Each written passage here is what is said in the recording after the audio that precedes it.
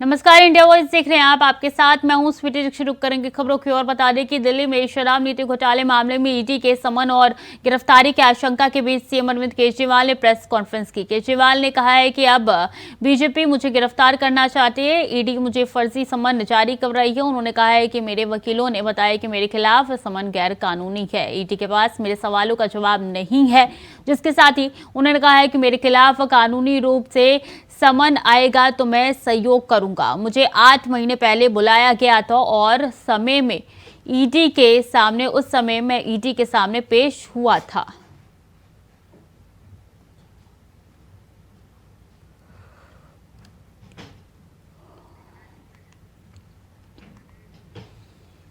और दिल्ली सीएम आवास के बाहर सुरक्षा व्यवस्था और आप कार्यकर्ताओं द्वारा गिरफ्तारी की आशंकाओं के बीच सांसद रमेश बिडूरी और दिल्ली बीजेपी के प्रदेश उपाध्यक्ष कपिल मिश्रा का बयान सामने आया। सुनिए किसने क्या कहा है।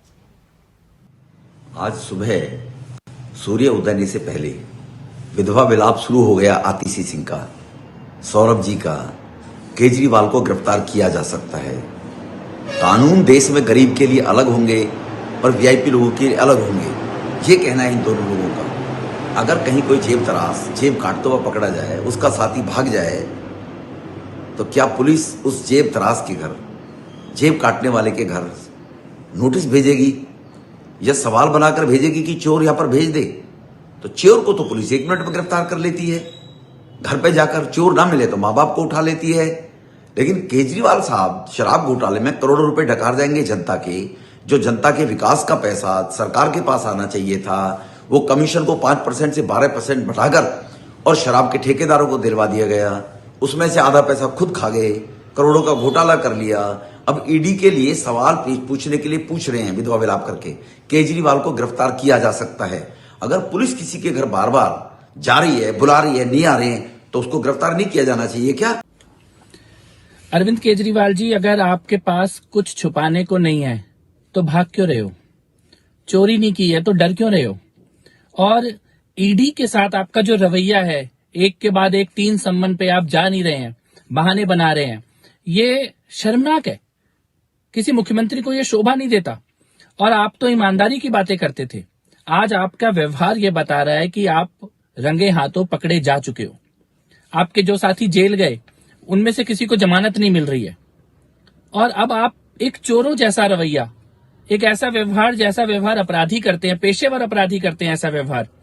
एजेंसी के सामने जाने से बचना, बहाने बनाना, भागना। और इसके बाद ये जो विक्टिम कार्ड आम आदमी पार्टी खेल रही है, इस विक्टिम कार्ड की गुंजाइश कहां बची है? विजय नायर को जमानत नहीं मिली, सिसोदिया को जमानत नहीं मिली, संजय सिंह को जमानत नहीं मिली, तो अब कौन सा विक्टिम कार्ड और कैसी ईमानदारी? ये सारे निर्णय तो देश की अदालतें कर रही हैं। मुझे लगता है कि आपने कोई भी अपराध किया हो, लेकिन भारत के संविधान का सम्मान करते हुए आप एजेंसी के सामने जाइए, अपनी बात रखिए और कानूनी प्रक्रिया को फेस कीजिए। 3 समन भेज चुकी है, लेकिन केजरीवाल जी जांच से भाग रहे हैं, जांच में जुड़ना ही नहीं चाहते। और कभी बहाने दे देते हैं चुनाव प्रचार के, कभी बहाने दे देते हैं 10 दिन की विपासना की वर्कशॉप में जाने के। और कल तो उन्होंने इतना उद्दंड पत्र लिखा ईडी को कि मैं तो जांच में जुड़ूंगा ही नहीं, आप एक क्वेश्चनेयर भेज दीजिए। अब केजरीवाल जी तय करेंगे कि ईडी की क्या प्रक्रिया होनी चाहिए जांच की, या जांच एजेंसियां तय करेंगी कि जांच की क्या प्रक्रिया होगी। ऐसा व्यवहार और आचरण एक सामान्य व्यक्ति का कभी भी नहीं होता, ये एक वीवीआईपी व्यक्ति का और केजरीवाल जी का आचरण है। और आप देखिए, आम आदमी पार्टी इतनी ज्यादा बौखला गई है कि आज सुबह से आतिशी जी, उनकी माननीय मंत्री, एक माहौल बनाने का प्रयत्न कर रही हैं दिल्ली में कि केजरीवाल जी पे ईडी की रेड होगी या केजरीवाल जी अरेस्ट होंगे। मैं बहुत विनम्रता से उनसे पूछना चाहती हूं कि वो ऐसी भविष्यवाणी किस बिना पे कर रही हैं, क्योंकि ईडी की रेड तो गोपनीय होती है। ईडी रेड करेगी या नहीं, ईडी रेड कब करेगी, ये तो केवल जांच एजेंसी जानती है। क्या है ना, इसे कहते हैं चोरी और फिर सीना जोड़ी।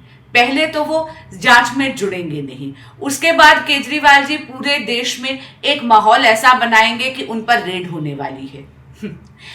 जांच की एक प्रक्रिया होती है, अगर आप जांच की प्रक्रिया में नहीं जुड़ेंगे, समन्स की रिस्पेक्ट नहीं करेंगे, तो फिर आप विवश कर रहे हैं कि जांच एजेंसियों को अगला स्टेप लेना पड़ेगा, यानी या तो वो आपके यहाँ आए या फिर जाके non bailable arrest warrant.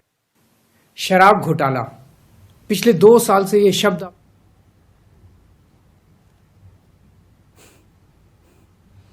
Ajay Chauhan जुड़ चुके हैं जरा जानकारी के लिए। अजय, क्या अभी स्टेटस है, क्या रेट हुई है? क्योंकि कहा लगातार यही जा रहा है। अब देखिए सौरभ भारद्वाज का बयान भी चेंज हो गया है कि कल नहीं तो परसों तो पक्का गिरफ्तारी और रेट हो जाएगा। बिल्कुल, देखिए जो आम आदमी पार्टी के जो नेता हैं, जो मंत्री है, उनको पहले से भविष्यवाणी हो जाती है कि उनके नेता गिरफ्तार होंगे और जेल जाएंगे, जमानत नहीं मिलेगी। यानी कि कहीं ना कहीं पहले से सूचित किया जाता है कि आप इस तरह से बयान दीजिए ताकि ईडी और सीबीआई दबाव में रहे। आम आदमी पार्टी लगातार शोर मोर मचाती है, लेकिन जिस तरह से अरविंद केजरीवाल ने कहा था कि मैं इसमें कोई सहयोग नहीं करूंगा, मेरे खिलाफ कोई भी जांच नहीं की, लेकिन वो 3 दिन दौरे को लेकर के सीधा गुजरात चले गए हैं। यानी कि ईडी की छापेमारी की बात सुबह तक चल रही थी। ईडी ने साफ कहा कि ऐसी कोई अफवाह नहीं है, ऐसा कोई बयान हमारा नहीं है कि हम छापामारी करेंगे या उनके घर की छानबीन करेंगे। यानी कि आम आदमी पार्टी तरफ से सुबह से ही ये खबर थी कि छापे मारकर उनकी जांच की जा सकती है। तो देखिए कहीं ना कहीं जो जांच के सहयोग है वो अरविंद केजरीवाल नहीं कर रहे हैं। ईडी भी यही कह रही कि जांच से सहयोग करें, जो भी होगा सामने आएगा। लेकिन है सबसे बड़ा कि गिरफ्तारी, क्योंकि जिस तरह से और भी इनके मंत्री और सांसद जो गिरफ्तार किए गए थे उनकी आज तक जमानत नहीं हुई है। तो आम आदमी पार्टी भी पर सवाल खड़ा होता है कि आखिरकार सच्चे हैं तो क्यों ना आप सामने आते हैं। और बीजेपी वही कहती है और कांग्रेस का भी यही बयान है कि आखिरकार क्यों भाग रहे हैं सब, तुम सबसे बड़े घोटालेबाज चोर सामने आते हैं। ऐसे शब्द भी इस्तेमाल किए जाते हैं, लेकिन लगातार कहना अरविंद केजरीवाल क्यों नहीं करता। 3 दिन दौरे पर गुजरात चले गए। बीजेपी लगातार निशाना साध रही है। बीजेपी पूछ रही है आखिर आपको दिक्कत क्या है जाने में। और सही में अभी देखिए सुरक्षा व्यवस्था जो है उनके आवास के बाहर चाक चौबंद कर दी गई है सुबह सवेरे से ही, यानी कि डर कहीं ना कहीं है आम आदमी पार्टी को। बिल्कुल, देखिए डर तो सबसे पहले है, क्योंकि जो पहले मंत्री पकड़े गए, पूर्व मुख्यमंत्री भी जो थे सिसोदिया, वो भी पकड़ गए, संजय सिंह अंदर जेल में है। तो उनको यही भय होता है कि आखिरकार अगर अरविंद केजरीवाल ईडी करते चढ़े तो वो सीधा जेल जाएंगे, उनको जमानत नहीं मिल पाएगी आसानी से, क्योंकि सारे जो सबूत है कुछ अंदर से बता रहे हैं कि काफी सबूत, कुछ मोबाइल जो इनके थे, कुछ मोबाइल नंबर भी उनको ईडी के पास है, उनके माध्यम से पूछताछ की जाएगी। यानी कहीं न कहीं एक बहुत बड़ा घोटाला, और घोटाले में घोटाला, यानी कि कई घोटाले सामने से आएंगे जो अरविंद केजरीवाल इन्वॉल्व हो सकते हैं। तो शराब घोटाले से बड़े बड़े घोटाले सामने आ रहे हैं। तो लगातार कहीं ना अरविंद केजरीवाल की जो मुश्किल है वो बढ़ते रही है। तो बार बार बहाना बनाकर ईडी के नोटिस को एक अफवाह बनाते हैं कि ये नोटिस किस माध्यम से दिया रहा है, इसका कारण क्या है, कारण बताओ। नोटिस एक मामूली बात कहकर अरविंद केजरीवाल जान देते हैं और बच जाते हैं और ईडी के सामने पेश नहीं होते। तो लगातार कहीं ना कहीं अब जो केजरीवाल का चौथा नोटिस पहुंचेगा तो क्या ईडी इसमें गिरफ्तार कर पाएगी या नहीं, ये सबसे बड़ा सवाल इसमें होता है। जी बिल्कुल अजय, देखिए कटाक्ष करते हुए अनुराग ठाकुर ने भी पूछा है कि आप जिन मंत्रियों को कह रहे थे कि वो बेगुनाह है, उन्होंने कोई भी ब्लैक मनी अपने पास नहीं रखी है, तो आखिर वो अब तक जेल में क्यों है, बाहर क्यों नहीं आ रहे? यानी कि कहीं ना कहीं ये बात सच है कि उन्होंने शराब नीति घोटाले में जो है वो घोटाला किया है पूरी तरीके से। देखिए ईडी हो या सीबीआई जो भी चार्जशीट तैयार करती है करती है, सबूत के तौर पर करती है। कोर्ट से भी कई इस बार सामने बात आई थी कि जो उनके खिलाफ सबूत मिले वो बहुत है, ताकि उनकी जमानत नहीं मिल पाएगी, चाहे सुप्रीम कोर्ट की बात करें चाहे हाई कोर्ट की बात करें। तो लगातार लेकिन आम आदमी पार्टी अपने आप को ईमानदार बताती है, शहीदों का दर्जा देती है, शहीदों की तरह काम कर रही है, आजादी से काम कर रही है। लेकिन बीजेपी लगातार चुनाव को लेकर के मुद्दा बनाती है ताकि आम आदमी पार्टी चुनाव में ना छूट सके, ना ही प्रचार कर सके। यानी कहीं ना कहीं आम आदमी पार्टी के जो निशान है उसको मिटाना चाहती है। और कांग्रेस और बीजेपी दोनों एक है, यानी कि लगातार उनकी जो सरकार थी 2 जगह सरकार बनाएगी, बहुमत में है। लेकिन ये देखना ये होगा क्या केजरीवाल इन बातों से बच पाएंगे, या कब तक ईडी इनको नोटिस दे देगी और कब तक भागते रहेंगे। कहीं ना कहीं एक दिन जरूर केजरीवाल को सामने करना पड़ेगा। आखिरकार कब, वही बीजेपी कहती है कि लगातार सारे घोटाले एक साथ होंगे तब अरविंद केजरीवाल सामने आएंगे। अरविंद केजरीवाल भी कहते हुए सुनाई दिए कि अगर कोई बीजेपी में शामिल हो जाता उसके सारे पाप जो उसके सारे घोटाले धुल जाते, लेकिन ऐसा अब होने वाला नहीं है, जो भी होगा हम उसका सामना करेंगे। बिल्कुल, देखिए जो भी सामने है, अब ये तो बयानबाजी होती है नेताओं की या राजनीति है कि जिस पार्टी में जाओगे वही पाक साफ हो, चाहे बीजेपी हो चाहे कांग्रेस हो आम आदमी पार्टी हो। कहीं ना भ्रष्टाचार तो सभी में होता है, जिसको डर होता है वो पार्टी छोड़कर भागता है। लेकिन सवाल ये है कि आखिरकार दिल्ली के मुख्यमंत्री अरविंद केजरीवाल को जिम्मेदारी दी गई कि जो सच्चाई है, ईमानदारी का जो फलंदा लेकर चले थे वो क्यों ना इनका साथ दे रहे, क्यों नहीं ईडी का साथ दे रहे, क्यों नहीं बयानबाजी हो रहे, क्यों उनको नहीं बता रहे कि आखिरकार मामला क्या है। मामला यही है कि आखिर कहीं ना कहीं जो सत्य है सारा घूम फिर के जिस तरह मुख्यमंत्री अरविंद केजरीवाल एक भी विभाग अपने पास नहीं रखा था, सभी और मंत्रालयों को दिए थे, तो उसमें सबसे बड़ा नाम इनका आ रहा है। जो मेडिकल आने की जो बैठक हुई गई थी, होटलों के अंदर बैठक की, फोन किए गए, राजस्थान चड्डा का नाम भी सामने आ रहा था, तो कहीं ना कहीं सबसे मोहरा और सबने यही कहा कि सबसे जो मास्टरमाइंड है वो अरविंद केजरीवाल है, और जिस दिन अरविंद केजरीवाल ईडी के सामने पेश होंगे वो बाहर नहीं निकल पाएंगे और आम आदमी पार्टी कहीं ना टूटती नजर आएगी। ठीक है, आपका बहुत बहुत धन्यवाद अजय तमाम जानकारियों के लिए। बता दें, वाराणसी जिला कोर्ट गुरुवार को ज्ञानवापी मस्जिद सर्वे की रिपोर्ट को सार्वजनिक किए जाने पर अपना फैसला सुनाएगी। बता दें कि बुधवार को सुनवाई के दौरान फैसले को सुरक्षित रखा गया था, जहां एएसआई की ओर से 18 दिसंबर को सील कवर में ज्ञानवापी सर्वे रिपोर्ट पेश की गई थी। इसके बाद कोर्ट में हिंदू पक्ष की ओर से रिपोर्ट सार्वजनिक किए जाने की मांग की गई है।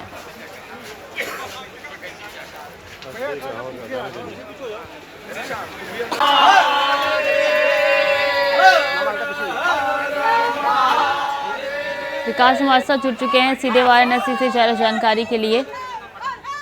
विकास, क्या अपडेट है, कब तक सुनवाई होगी? बिल्कुल, देखिए स्वीटी, अभी से कुछ ही देर में जिला अदालत में इस बात पर बहस होगी कि क्या जो एएसआई 4 हफ्ते का एप्लीकेशन देकर समय मांगा है, क्या वो समय दिया जाएगा, क्योंकि 1991 का जो मामला था जिसमें एएसआई को आदेशित किया गया, 19 दिसंबर को यह आदेश आया इलाहाबाद हाईकोर्ट से कि आपको जो अन्य जो जगह है, कुछ जो पहले राउंड में छूट दी थी उनको छोड़कर जो बाकी जगह है उनका सर्वे करना है, यानी कि जो पूरा आदि विशेषज्ञ मान का जो पूरी जगह है उसका सर्वे करेंगे आप। 19 दिसंबर को यह आदेश आया। एक दिन बाद जब 18 तारीख को जब एएसआई ने अपनी रिपोर्ट सबमिट की थी जिला अदालत में, उसके ठीक बाद एक दिन बाद ये फैसला आया इलाहाबाद हाईकोर्ट का, और इसी के आधार उन्होंने एएसआई की तरफ से एप्लीकेशन दायर की गई है, जिसमें 4 हफ्ते का समय मांगा है कि उनको 4 हफ्ते का समय चाहिए।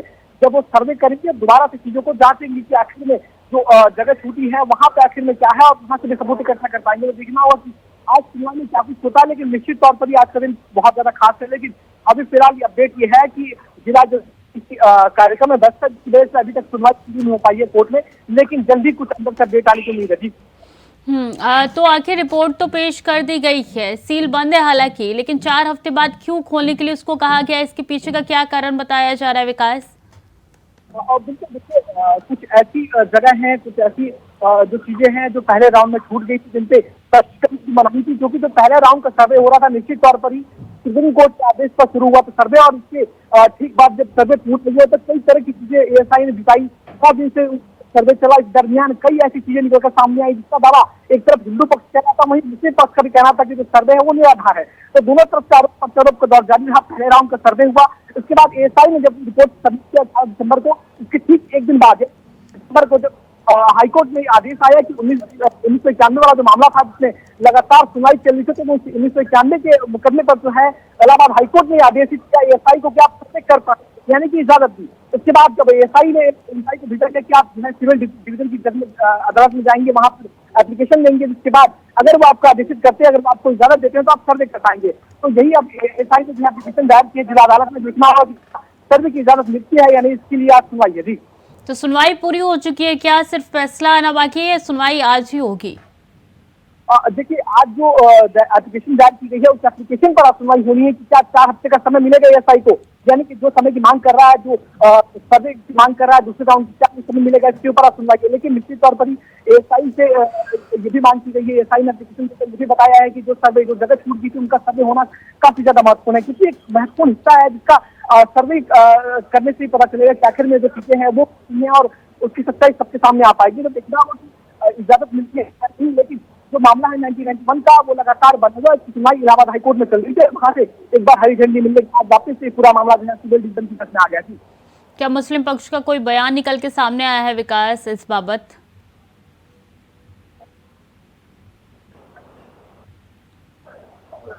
आवाज आ रही है आपको विकास?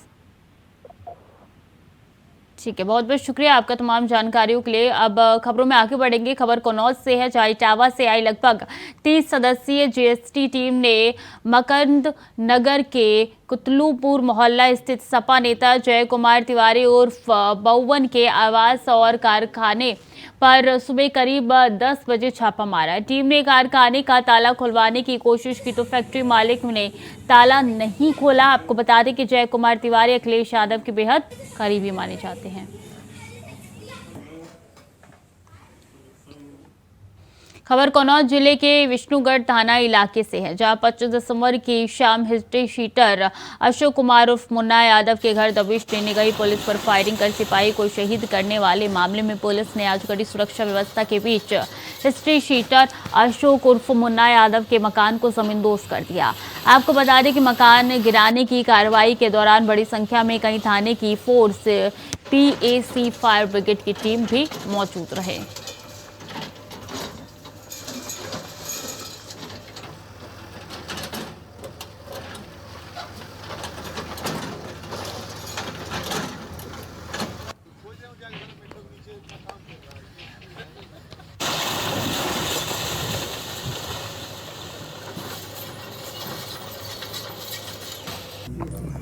पच्चीस दिसंबर को इंस्पेक्टर शिवरा मऊ JP सिंह स्थानीय पुलिस विष्णुगढ़ को लेकर यहाँ पर दबिश के लिए आए थे। एक NVW था अशोक यादव के खिलाफ, जिसे तामील करना था। अशोक यादव यहाँ का कुख्यात अपराधी है, हिस्ट्री शीटर है। इसके ऊपर तमाम मुकदमे हैं अपहरण मर्डर के। इसके द्वारा वारंट तामील करने आई पुलिस पर फायरिंग कर दी गई, इसके द्वारा, इसके परिजनों के द्वारा, जिसमें एक सिपाही यहाँ पर मौके पर घायल हो गया था, जिसके दौरान इलाज कानपुर में मौत हो गई थी। इसके खिलाफ उस संबंध में 302 का मुकदमा पंजीकृत किया गया और इसे मौके से मुठभेड़ के बाद गिरफ्तार करके जेल भेजा गया था। मुठभेड़ में ये और इसका बेटा दोनों पैर में गोली लगने से घायल हो गए थे, दोनों जेल में हैं। जो मकान है इसका ये गांव जाने वाले रास्ते पर है और ये किले नुमा बना हुआ था, जो आवास के लिए नहीं इस्तेमाल होता था। यहाँ पर ये अपराधी ठहरते थे। खबर जालौन के बुंदेलखंड एक्सप्रेसवे के सर्विस रोड से है, जहां सड़क किनारे संदिग्ध अवस्था में एक युवक का शव बरामद हुआ। आपको बता दें कि बरामद शव के कुछ दूरी पर एक बाइक भी मिली है। तो वहीं सूचना पर मौके पर पुलिस पहुंची है और जांच पड़ताल में जुट चुकी है।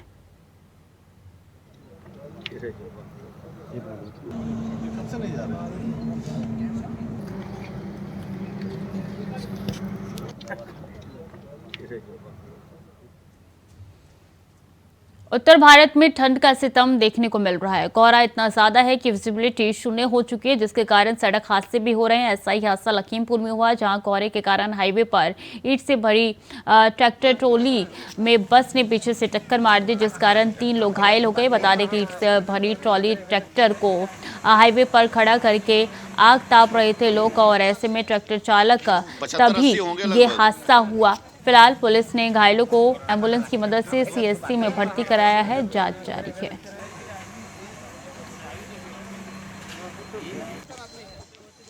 पचहत्तर 80 होंगे लगभग।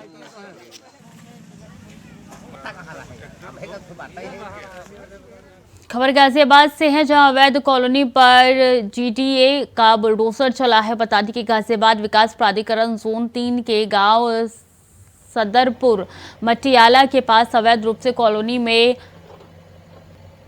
कॉलोनाइजर द्वारा निर्माण किया जा रहा था, जिस पर GTA उपाध्यक्ष राकेश कुमार सिंह के आदेश पर जोन 3 के प्रभारी OSD गुंजा सिंह ने स्वयं मौके पर पहुंचकर अवैध कॉलोनी का बुलडोजर से तुड़वाया और अवैध कॉलोनी काटने वाले के खिलाफ कार्रवाई करने के निर्देश भी दिए।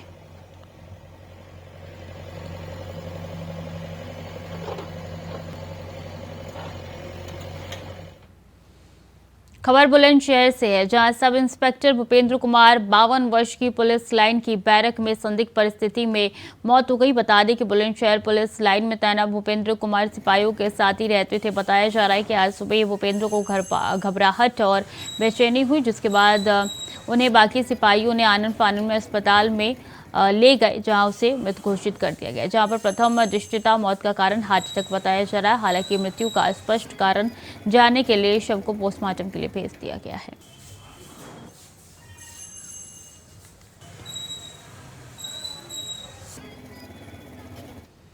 खबर जौनपुर के थाना क्षेत्र जलालपुर चौराहे से है, जहां करीब 50 कदम दूरी पर मढियाहू जलालपुर रोड पर स्थित शेष साई बाल चिकित्सालय के डॉक्टर की अज्ञात बदमाशों ने गोली मारकर हत्या कर दी। आपको बता दें कि रात करीब 2 बजे अस्पताल के ऊपर तीसरे तल के कमरे में डॉक्टर सो रहे थे और 3 अज्ञात बदमाश ऊपर चढ़ गए और ताबड़तोड़ गोली चला दी। तो वहीं गोली उनकी आंख और सीने में लगी, जिसके बाद उनकी मौत हो गई। गोली चलने की आवाज़ सुनकर चौराहे पर पिकेट ड्यूटी पर लगी पुलिस मौके पर पहुंच गई। पुलिस शव को कब्जे में लेकर पोस्टमार्टम के लिए भेज दिया है। तो मृतक के चाचा कमलेश पटेल की तहरीर पर पुलिस ने मुकदमा दर्ज कर लिया, आगे की जांच में जुट चुकी है।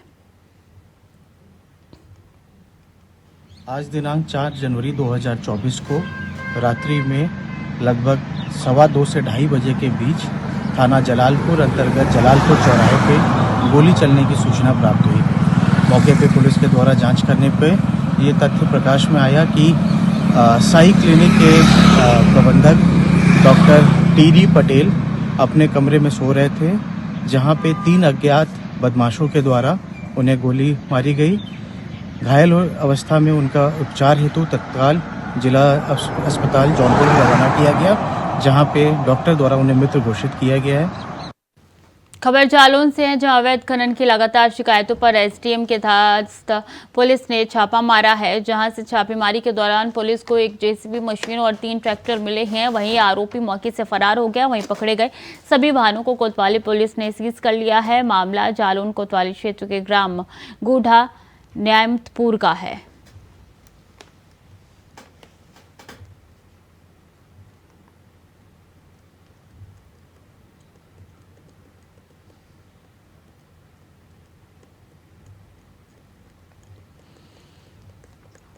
रायबरेली से रेप का मामला सामने आया है, जहां 8वीं कक्षा में पढ़ने वाली बच्ची के साथ दुष्कर्म किया गया है। बता दें कि आरोपी ने पीड़िता को घर में अकेले पाकर इस वारदात को अंजाम दिया। जब पीड़िता के परिजन घर वापस लौटे तो पीड़िता ने अपनी आपबीती बताई। उसके बाद पुलिस को तहरीर दी गई और पुलिस ने हिरासत में आरोपी को ले लिया। आगे की जांच पड़ताल चल रही है।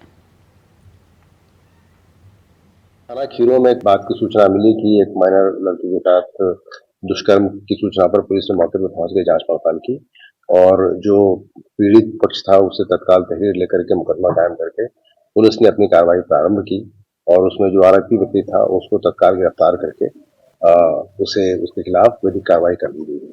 पूरे प्रकरण में जो भी विधिक कार्रवाई है वो कराया जा रहा है और बहुत ध्यान से इस प्रकरण को देखा जा रहा है। तो फिलहाल के लिए बुलेटिन में इतना ही। खबरें लगातार जारी है, देखते रहें इंडिया वॉइस।